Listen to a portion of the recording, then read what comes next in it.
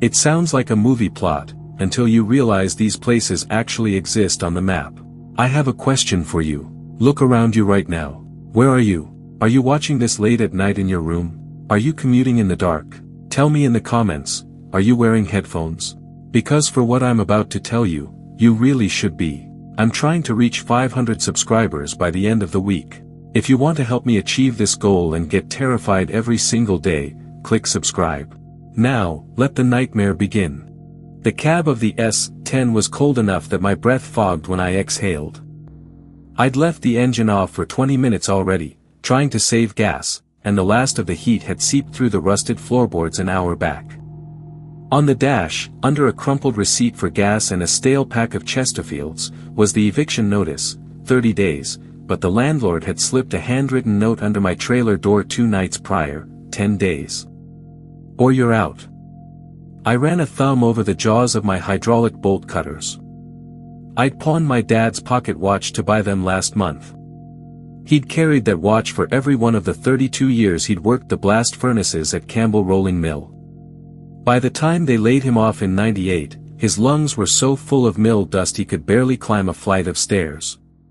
He died 3 years later, and the mill died with him, boarded up, chained off, left to rot in the hollow between Johnstown and the bare hills that had watched the valley's industry die slow, one furnace at a time. I'd hit every other mill within an hour's drive. The small ones, picked clean by kids with pocket knives and nothing to lose. The big ones, the ones with no trespassing signs so faded they might as well not exist. But Campbell was the last. The basement loading bays, I'd heard from a guy at Moe's Tap the week before, still had the main conduit running through them, thick, 3-inch copper, enough to cover the rent, the heat bill, and maybe even buy my daughter a new winter coat. The one she'd outgrown last month, the one with the hole in the elbow she tried to hide by shoving her hands in her pockets. The access road was rutted with potholes, half overgrown with sumac and thistle. I parked the truck at the end of it, where the trees would hide it from the state troopers that patrolled the back roads after dark.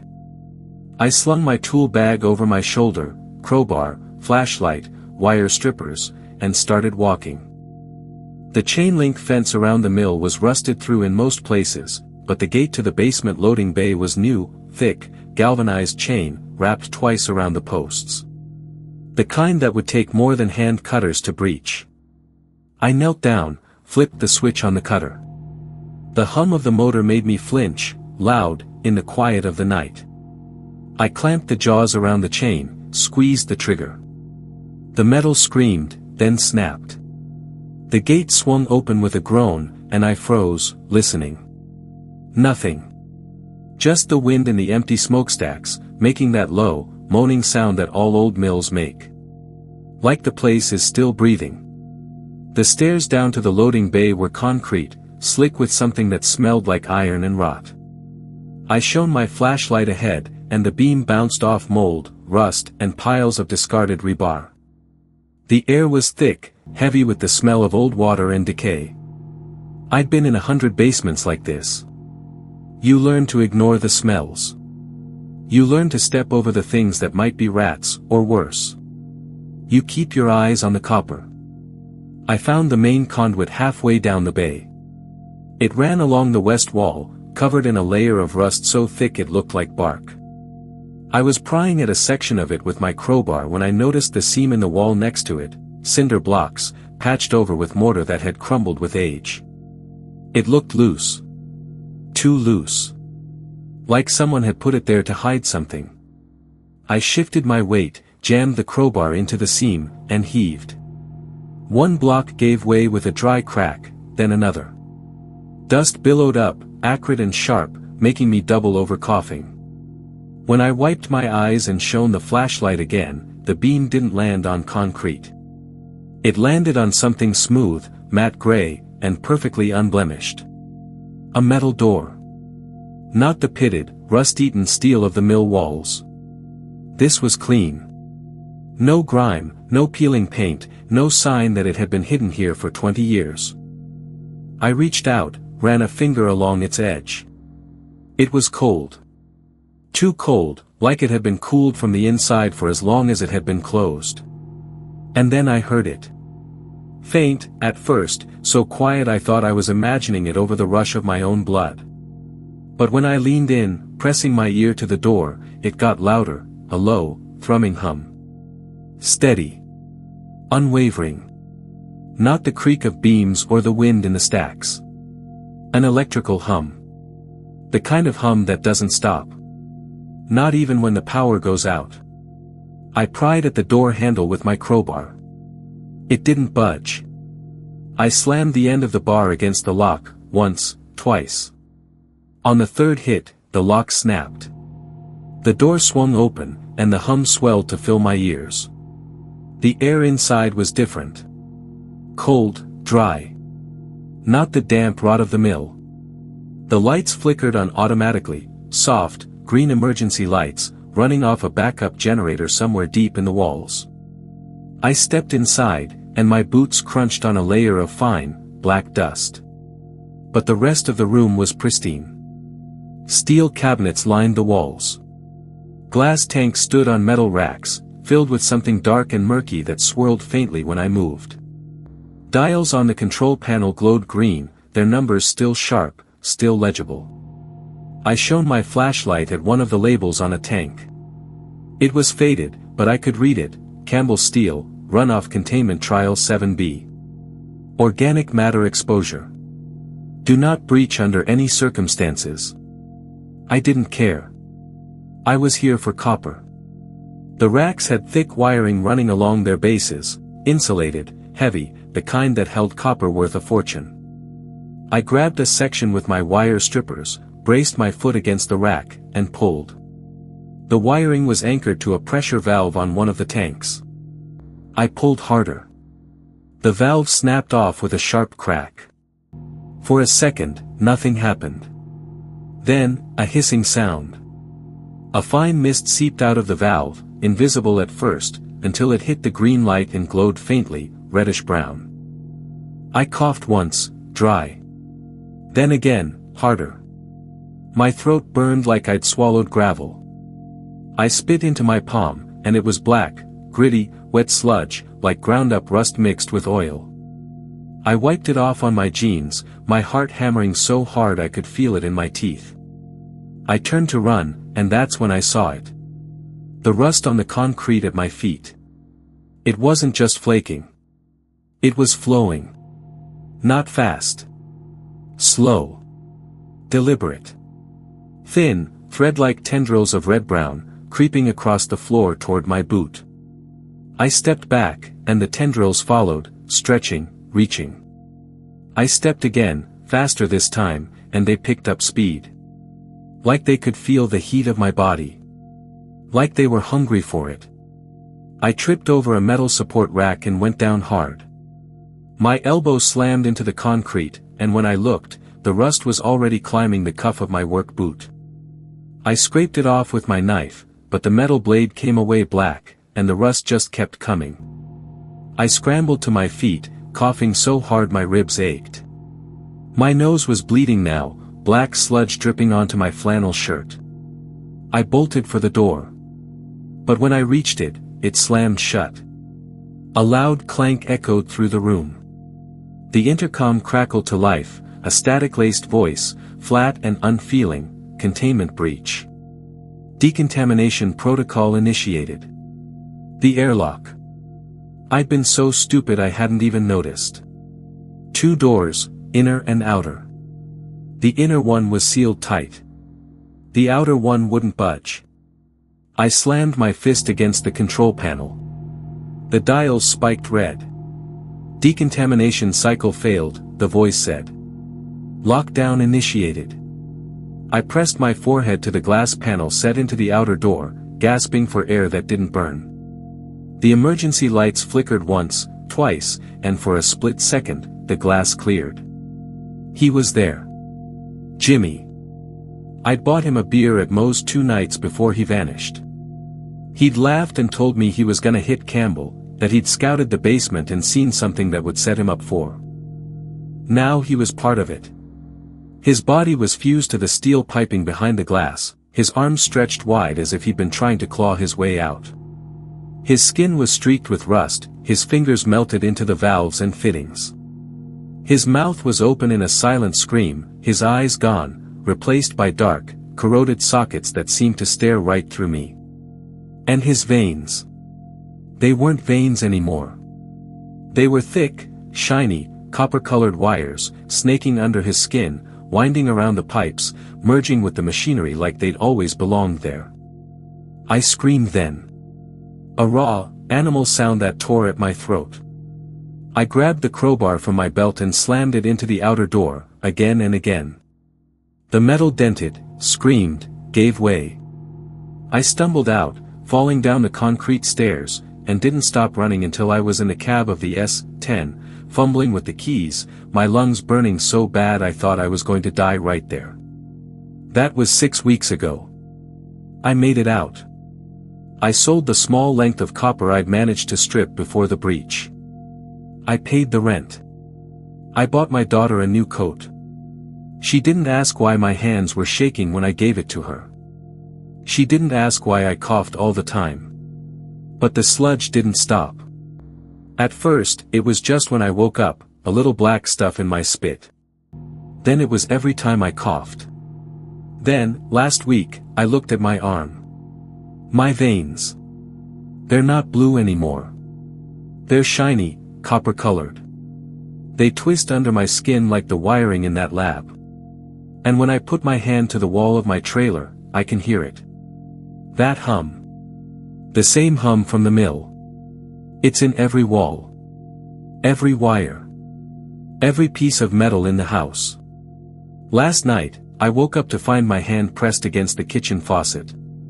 The rust from the spout was creeping up my wrist, slow, gentle, like it was welcoming me home. I called the EPA last week. I told them everything. They said they'd look into it. But I know they won't. Campbell Steel declared bankruptcy in '01. The executives are long gone, living in Florida or Arizona, far from the valleys they poisoned. The mill is just another ghost in the Rust Belt. Just another place where the company left its mess, and the guys like me have to clean it up. Or become part of it. This morning, I looked in the mirror. My left cheek. There's a spot there, red-brown. Like rust. It wasn't there yesterday. I think it's waiting for me to stop running. I think it already knows where I live. Last night, I woke up to the sound of my daughter's nightlight humming. Not the soft buzz it usually makes. The same thrumming hum from the lab. I went to her room. She was asleep, her hand curled around her teddy bear. I pulled the covers up to her chin. And then I saw it. A thin, copper-colored vein, snaking up the back of her hand. It wasn't there yesterday, either. I don't think I can outrun it.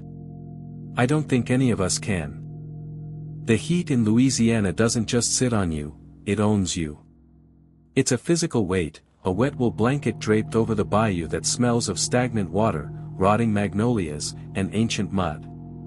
I've spent 15 years scouting locations for independent films. I've trekked through the fake snow of Bulgaria meant to look like Vermont and navigated the favelas of Rio de Janeiro disguised as a gritty dystopia. I am immune to atmosphere. I don't look at a building and see history or tragedy. I see dollar signs, lighting rigs, and whether or not the electrical panel can handle a HMI fixture. I was looking for creepy plantation house number 4. The realtor, a nervous man named Miller who sweated through his seersucker suit, had dropped me off at the end of a gravel drive that barely qualified as a road. The Blackwood place, he'd said, his eyes darting to the tree line. Been empty since the 70s. Nobody goes there. Locals say it's unlucky. I'd smiled, tipped him, and watched his taillights disappear into the Spanish moss. Unlucky was good. Unlucky was exactly what the director wanted for his Southern Gothic slasher flick. I stepped out of my rental SUV and was immediately assaulted by the humidity. The house sat on a slight rise, a monstrosity of peeling white paint and sagging columns. It was perfect. It was cliché. It was exactly what I needed. I walked the perimeter, snapping photos with my phone. The porch boards groaned under my boots, sounding like dying animals. I noted the overgrown wisteria choking the columns, great for texture, and the shattered windows, perfect for a broken home aesthetic. I found a side door that was already hanging off its hinges and stepped inside. The air inside was cooler, heavy with the scent of dust and dried leaves. My footsteps echoed in the grand foyer. A sweeping staircase dominated the hall, the carpet runner shredded and stained. To my left was a parlor, dominated by a massive stone fireplace that I walked in, checking the light. The afternoon sun filtered through the grime on the windows, casting long, dusty beams across the floor. It was photogenic, in a decaying sort of way. I knelt to check an electrical outlet near the baseboard, pulling a small tester from my pocket. It flickered dead. I made a note to bring a generator. As I stood up, my boot caught on the edge of a heavy Persian rug. I tugged at it, annoyed. The rug was old, intricate, and weighed a ton. I dragged it back, revealing the wide plank cypress flooring beneath. That's when I saw the seam. It was too straight to be natural. It was a perfect rectangle, cut into the wood with the precision of a laser, though the edges were clouded with a century of grime. I ran my thumb over it. There was no handle, no latch. Just a hairline fracture. I pressed down. With a hydraulic hiss that sounded obscenely loud in the silent house, a section of the floor dropped 2 inches and slid sideways. I frowned. Root cellar, I muttered to myself. Or a hiding spot for silver. I pulled a heavy-duty flashlight from my cargo pants and clicked it on. The beam cut through the darkness of the hole. It wasn't a root cellar. Root cellars are dirt and stone. This was concrete. I saw a ladder bolted into the side. And at the bottom, about 10 feet down, I saw the gleam of polished linoleum. What the hell? My skepticism, my professional detachment, it all vanished, replaced by a prickle of curiosity. I climbed down. The air down here was different, filtered, dry, and smelling faintly of antiseptic. It was a room. A room that did not belong in an 1850s plantation. The walls were painted a sterile, calming beige. There was a bank of monitors mounted on one wall, dead screens now, covered in dust, and a ventilation system that hummed with a low, dormant vibration. In the corner sat a steel toilet and a sink. Against the far wall was a heavy steel door with a sliding food slot and a biometric keypad. It looked like a bomb shelter. Or a panic room built by a paranoid tech billionaire. But the dust on the equipment was thick. It hadn't been used in years. I scanned the room, my heart hammering a little faster against my ribs. On a metal desk, sitting next to a defunct computer monitor, was a black ledger. I picked it up. It was a standard composition notebook, the kind you buy at a drugstore. The cover was worn, the binding cracked. I opened it. The handwriting was elegant, cursive, and faded. October 14, 1994. The acquisition is complete. The structure is sound. The soundproofing in the sublevel meets specifications. I flipped the page. November 2, 1994. The first guest has arrived.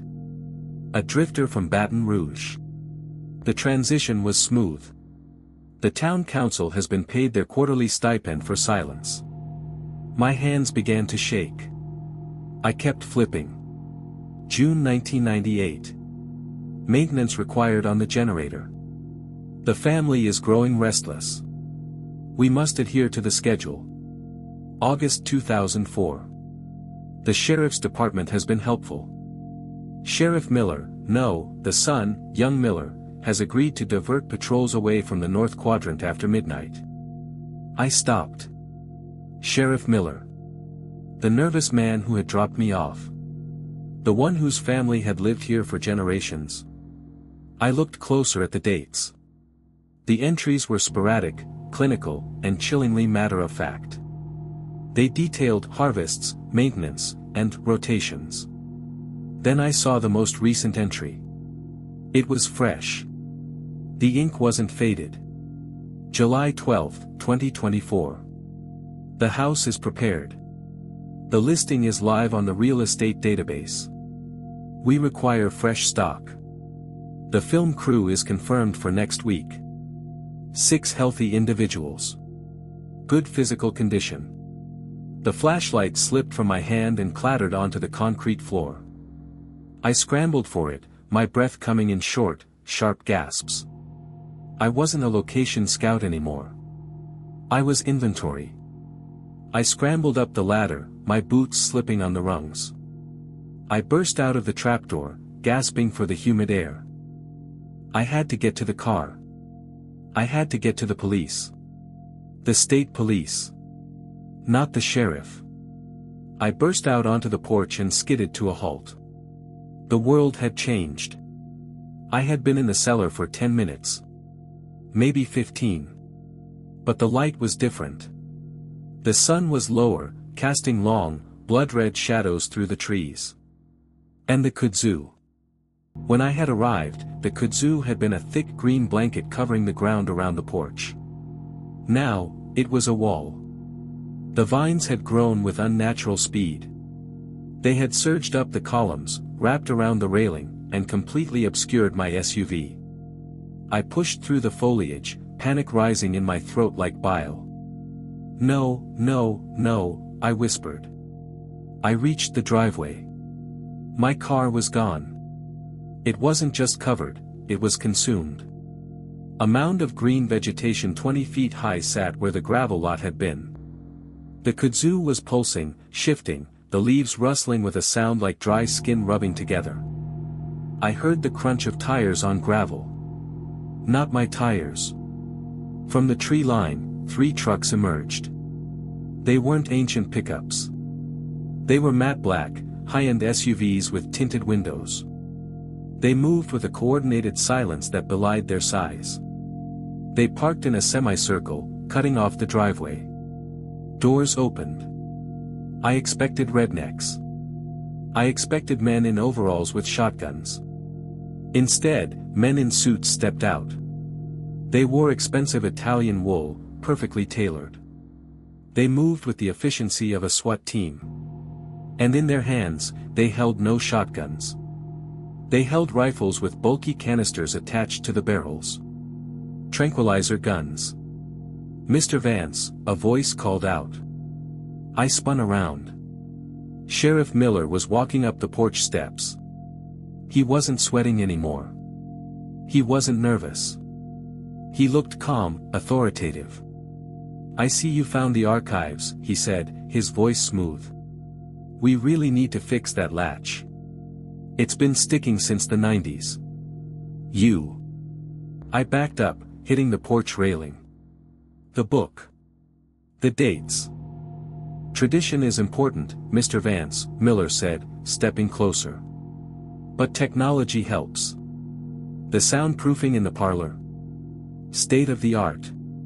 You can scream all you want in there, and the kudzu won't even rustle. The film crew, I stammered.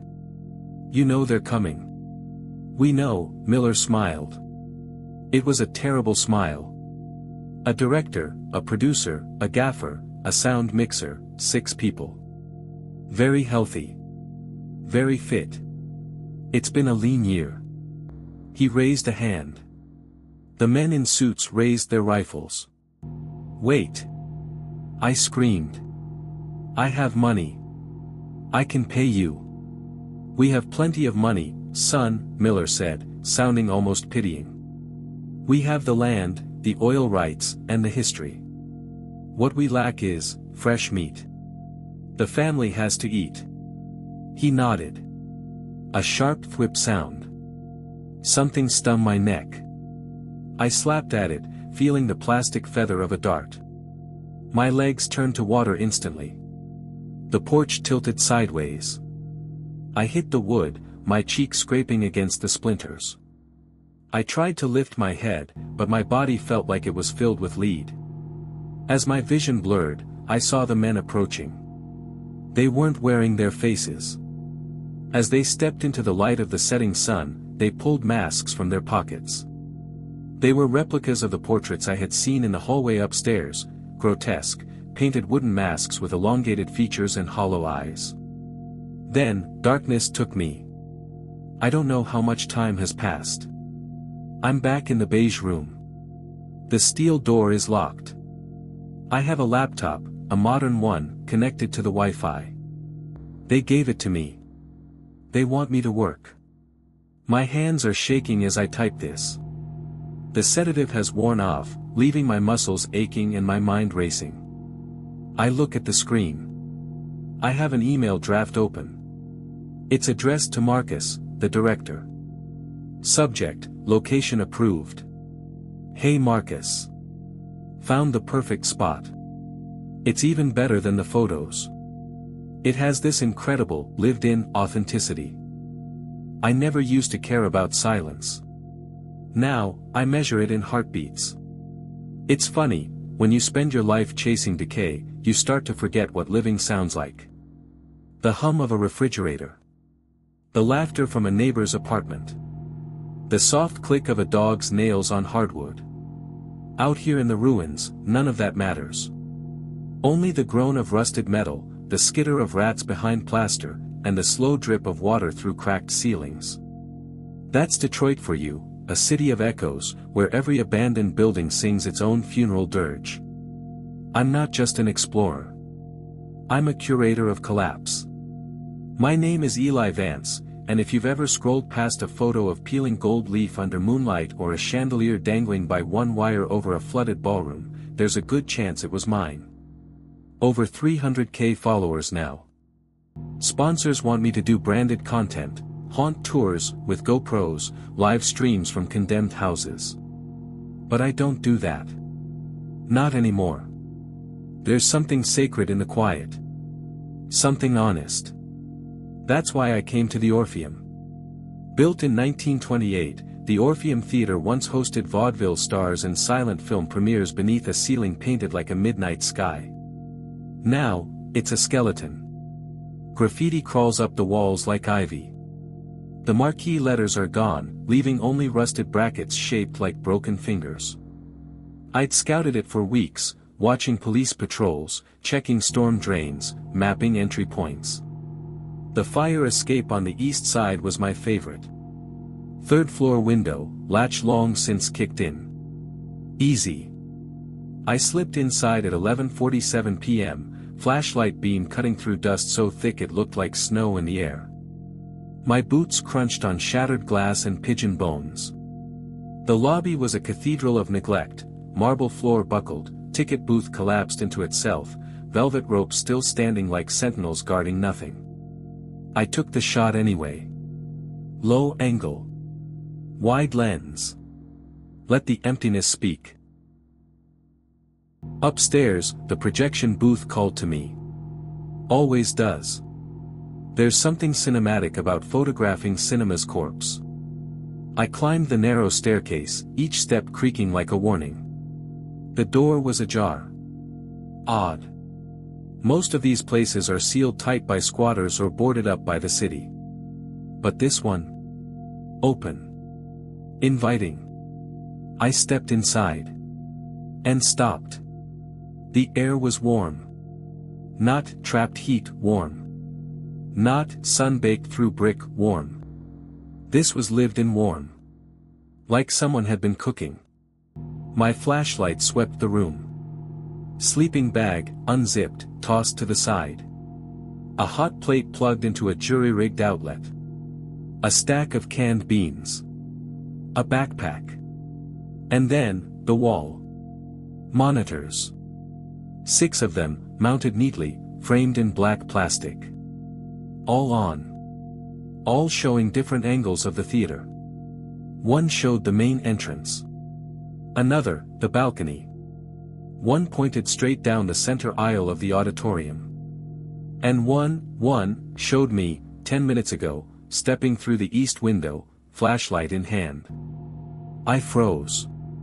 My breath fogged in front of me, even though the room wasn't cold. Someone had been watching me. From the moment I arrived. Before I could react, the PA system crackled to life. A voice, dry, flat, familiar in a way that made my skin prickle, spoke. Eli Vance. Age 32. Lives in Ferndale. Apartment 4B on Oakwood. Mom's name is Diane. Dad's dead, car accident, 2006. You still visit his grave every November. I spun around, flashlight darting. Who the hell is this? The voice didn't flinch. You posted about it last year. Dad would have loved this place, you said. Under a photo of the Packard plant. Sentimental. Predictable. My pulse hammered in my throat. What do you want? Silence. Then. You came for the perfect shot.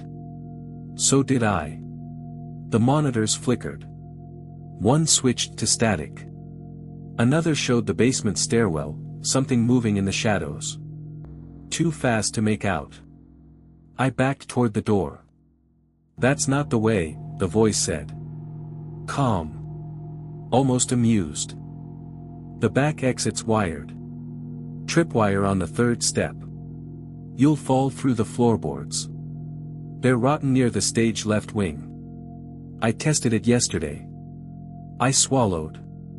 You're insane. No, he said. I'm committed. Then the lights went out. Not just in the booth. Everywhere. The entire theater plunged into blackness. I fumbled for my flashlight, but it wouldn't turn on. Dead battery? No, I'd charged it that morning. Someone had taken it. Disabled it. I crouched low, listening. Footsteps. Slow. Deliberate. Coming from the auditorium. I crept to the viewing slit in the booth, peering down. Below, the vast space yawned open, rows of broken seats, the stage like a raised altar, the curtain half fallen. Moonlight filtered through holes in the roof, casting silver stripes across the debris. And there, in the center aisle, stood a figure. Tall. Thin. Wearing a tattered coat too big for him. Face shadowed. He held something in his hand. A camera. Not a DSLR. An old handheld video recorder, the kind from the early 2000s. He raised it. I've waited 5 years for this, he said, voice echoing through the PA, even as he stood below. 5 years since you posted that video, top 10 abandoned theaters. You mentioned the Orpheum. Said it was too dangerous to explore. But I came anyway. Recognition hit me like a punch. No. You were in the comments, I whispered. I messaged you, he said. Asked to meet up. To explore together. You never replied. Just blocked me. Called me creepy. Said I commented too much. I remembered now. A user, Orpheum Ghost. Dozens of messages. Obsessive. Long paragraphs about architecture, acoustics, the spiritual energy of old theaters. I'd dismissed him. Reported him, even. I didn't mean. You don't get to say that now, he snapped. You built a career on places like this. On my sanctuary. And you never once thought about who might already be here. He stepped forward. I turned, scrambling for the stairs. If I could make it to the lobby, maybe the front doors weren't rigged. Maybe. A loud click under my foot. I froze. The voice came through the PA again, right behind me. Told you. I looked down. A thin wire, stretched across the doorway. Attached to a bucket balanced above. I hadn't seen it. With a groan, the bucket tipped. Not water. Glass. Shards rained down the stairwell, clattering like wind chimes made of teeth. He'd known I'd run. He'd planned for it. I ducked back into the booth, heart slamming against my ribs. You want fame? he said. Let's give it to you. Right now. Live. I've got signal boosters. Cameras everywhere. Your followers are dying to see what's next. No, I said. This isn't how it works. How what works, he laughed. Your videos. The ones where you whisper like you're in a museum. Where you pretend you're alone, but you know millions are watching. You're not an explorer, Eli. You're a performer. And tonight, you're in my show. I heard footsteps on the stairs. He was coming. I grabbed the hot plate cord, yanked it from the wall, and coiled it in my fist. Not much. But better than nothing. I edged toward the opposite exit, a narrow service hatch that led to the catwalks above the stage. Less stable, but maybe less watched. I crawled through, pulling the hatch shut behind me. The catwalk swayed under my weight. Rusted grating. Missing bolts. One wrong step and I'd drop 30 feet into the orchestra pit. Below, the auditorium was silent. Too silent. Then, the music started. Old. Crackling. A jazz record, warped by time. Billie Holiday singing Gloomy Sunday. I'd played it once in a video. Said it was the saddest song ever recorded. He was mirroring me. Mocking me. I moved slowly, keeping low, following the catwalk toward the stage. Halfway across, a monitor flickered to life on the railing. His face filled the screen. Pale. Hollow-eyed. Smile too wide. I used to come here as a kid, he said. My mom worked concessions. She'd let me watch cartoons after closing. This place, it was magic. The screen cut to footage, security cam style, of a young boy, maybe 10, sitting in the front row, laughing at a cartoon. Then, another clip. News report. Fire at the Orpheum, 2005. Electrical fault. One fatality, concession worker Maria Delgado. Oh God, I whispered. She died in the basement, he said. They said she was trapped. But I think she stayed. For the building. For the dream. The monitor went dark. And then, he stepped onto the stage. Right where the spotlight should have been. He held the camera high. Final scene, he said. You chase me. I stand here. And I jump. What? No. I've written my ending, he said. But I need a witness. A director. You. Film it. Make it beautiful. Make it matter. I won't, I said, backing up. If you don't, he said, I'll come up there. And we'll both fall. I looked down. The orchestra pit was a black mouth. Below, jagged pieces of fallen chandelier, broken instruments, splintered wood. A death trap. He raised his arms. Start filming, Eli. Or I start walking. I reached into my pocket. My backup camera. Small. Hidden. Always on. I turned it on. Pointed it at him. He smiled. Good. Now zoom in. I did. He stepped to the edge of the stage. This is for everyone who ever felt forgotten, he said. For the buildings. For the people. For the dreams no one else sees. He lifted one foot. I lunged. Not toward him. Past him. I dropped the camera, sprinted across the stage, and shoved him, hard, toward the pit. He screamed. Arms flailing. Fell. A crash. A cry. Then silence. I dropped to my knees, gasping. The camera lay on its side, still recording, pointed at the edge. I crawled to it. Looked down. He was down there. Motionless. One leg twisted beneath him. The old chandelier spiked through his shoulder. Blood spreading like ink on concrete. Alive. Barely. I picked up the camera. And ran. Out through the backstage tunnels.